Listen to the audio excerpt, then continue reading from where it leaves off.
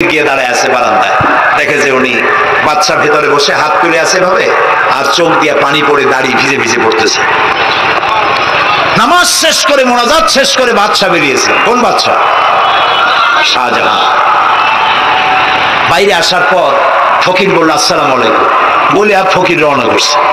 বাদশা বলে দাঁড়াও, তুমি যে রওনা করলা তোমার তো ভিক্ষুক মনে হয়, আর লোকেরা যারা ভিক্ষুক না তারাও তো আমার কাছে চায়, আর তুমি তো ভিক্ষুক, চাইলে না কেন কিছু? ভিক্ষুক বলে জাহাপানা, আমি কিছু চাইতে এসেছিলাম আপনার কাছে, কিন্তু আপনার করুণ অবস্থা দেখে আমার জ্ঞানের চোখ খুলে গিয়েছে। আমি দেখতে পেলাম আমি যার কাছে চাইতে এসেছি আমি তো কান্দি না, হাতও বাতি নাই। যার কাছে চাইতে আসলাম দিল্লির সম্রাট, আবার কোন সম্রাটের কাছে হাত পেতে ভিক্ষুকের মতো কি জানি চায়, আর চোখ দিয়া পানি পড়ে দাড়ি ভিজে ভিজে পড়ছে। আমার জ্ঞানের চোখ খুলে গেছে, দুনিয়ার বাদশার কাছে আর চাইবো না। বাদশা কান্দে যে বাদশার কাছে, তার কাছেই চাইবো।